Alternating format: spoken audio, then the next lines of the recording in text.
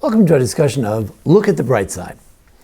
You know, during these times, doesn't seem to be too much of a bright side. I mean, here we are, stuck in our homes, curtailed from our jobs, our shuls are closed, our social places of social hubs and places of interaction are either closed or curtailed. The JCC is closed. I mean, many people are not able to work. It's very strange times, and it can be very, very stressful, very difficult, very distracting, just live in very strange times. But I think as Jews, we should realize we are uniquely equipped with a sort of a bright way to look at it, a happy way to look at even the most difficult times. I think the story I'm about to tell, although it came from a much darker period of history, the period of the Shoah, the period of the Lodz ghetto, but I think it reflects a very important Jewish value. The story is a story that Mr. Weinreich, a wonderful man in our community, a 100-year-old man who survived the Holocaust, and his wife, should have a refuah shlema. When he was in the Lodz ghetto, at one point the family was still together in this hovel that they gave them. They let them stay in somebody's house there, in this ghetto, in this slum there. And the family was still together. The father made a little speech to the family and he said, look, it must be Mashiach Zeiten. It must be Mashiach times, because if things are this bad, surely Mashiach, the redemption, is just around the corner. This, I would argue, is the Jewish attitude. The Jewish attitude always is, if things are really bad, it's going to get much better a day later. This idea comes from the Gemara in Sanhedrin. The Gemara in Sanhedrin says, and Daf Tzadi Ches Amud Aleph, a number of statements to this effect. Reb Chanina says, Ein ben David bakish dag lechol lev lo matzah. The Mashiach is not coming until you're looking for a fish, for a sick person. There's a sick person, he wants a little piece of fish to get strong, a little omega-3. You can't find it. Fish is easy. You go in the sea, you don't have to be rich. You can just go in the oceans right there. You go in the lake, you can't find it. It's like today, some people need a ventilator. They can't find it. Some people need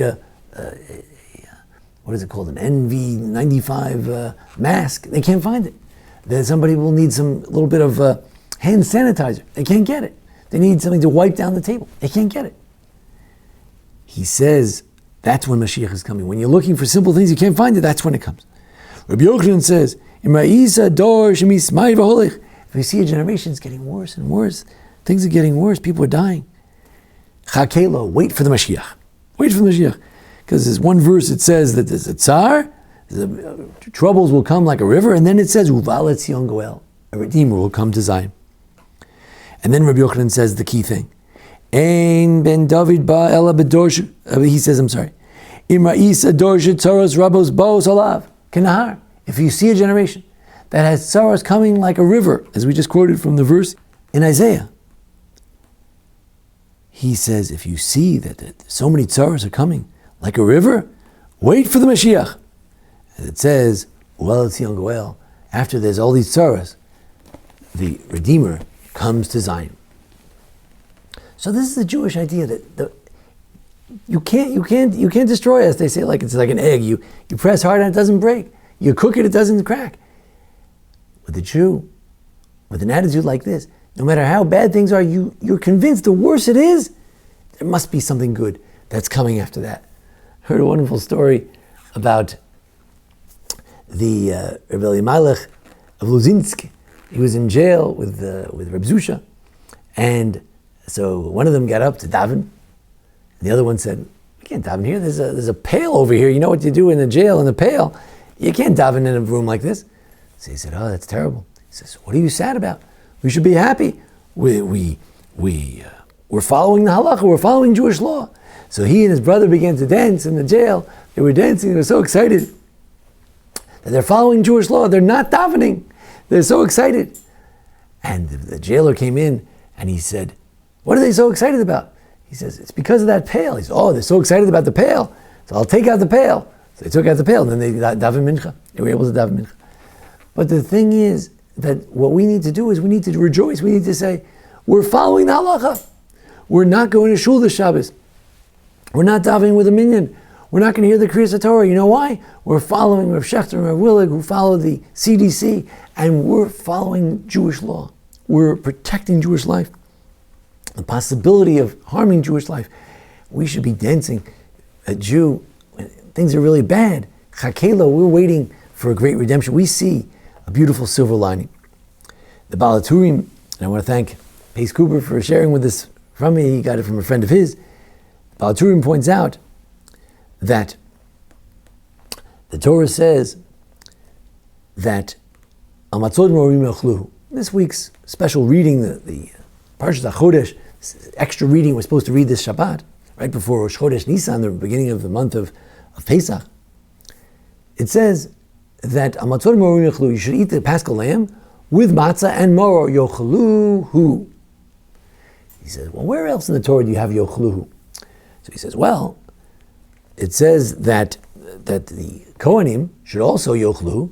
They should also eat the various foods they're supposed to eat during the 7 days of getting ready. During these 7 days, right before Nisan, they're supposed to get ready by eating the karbanos, the sacrifices and the meal offerings that were brought as the dedication ceremony to get ready for the first of Nisan.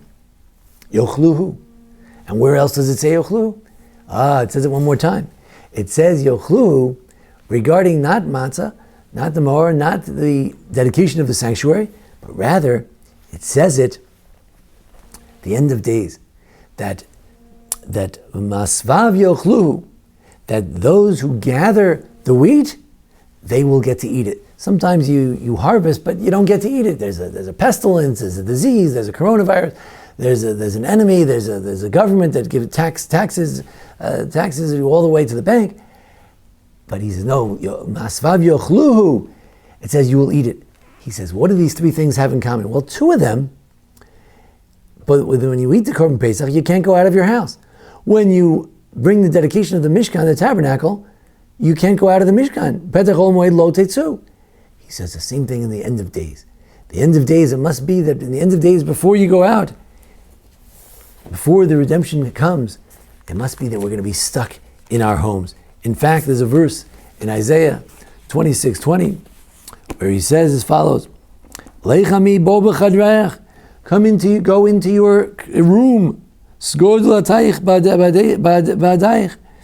ba'adecha, close your doors, chavi k'mat rega adivor zam, hide for a little bit until the wrath is over. And the Zohar says, oh, how beautiful.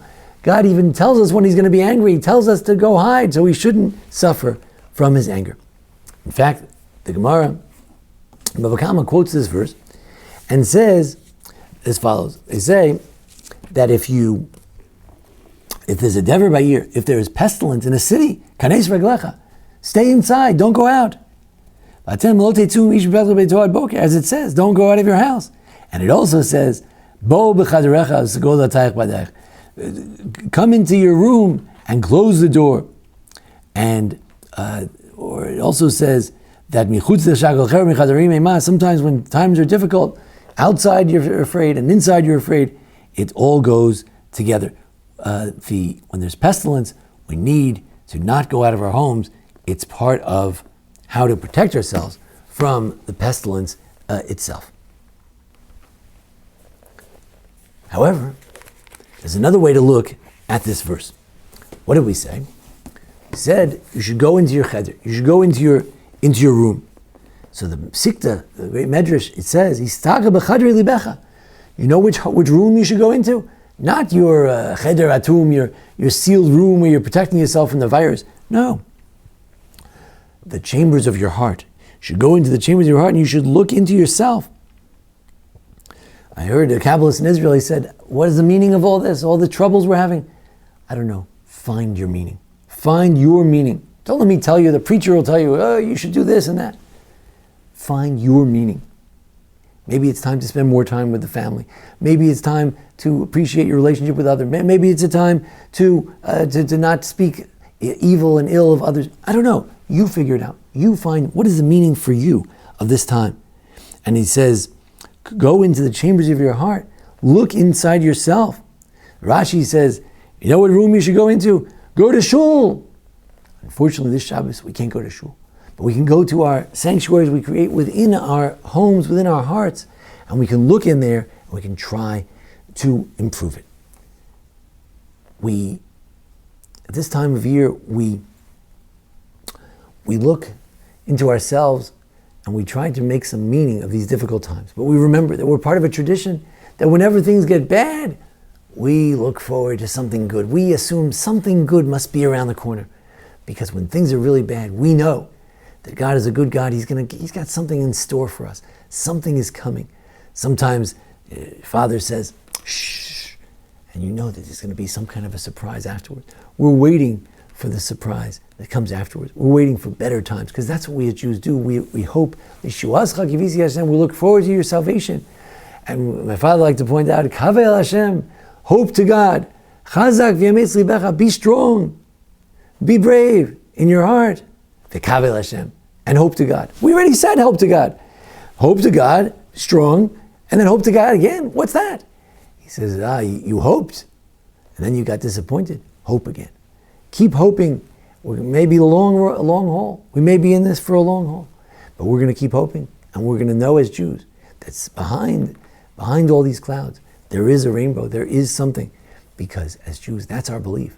That is, whenever there's bad times, chakelo, wait and hope for God, the salvation of God. We want to acknowledge the learning tonight, memory of all those whose yurtzites are held this week, including Sadie Bernatsky and Ed Young's mom. And we had Mrs. Schlossberg had a yurtzeit this past week. And all those who are sitting Shiva these days, Diana Lazar, memory of her mom. And we remember Raynell Gold as well. And all those who are sick, should have refuah shlema. We have someone with the coronavirus, Michael ben Leah Esther, several people in our community. We wish them refuah shlema. We hope they'll feel better real soon. They should be spared the more difficult aspects of the disease. And we hope indeed we should all be protected, and God should save us from any further anguish. May God give us strength to make it through this period. We shouldn't get too irked. We shouldn't yell at our spouses. We shouldn't yell at our children. We shouldn't get frustrated or shell-shocked. God willing, we should remain calm, and hopefully the Yavor Zam, the time of difficulty, will pass, and great times are yet to come. Thank you.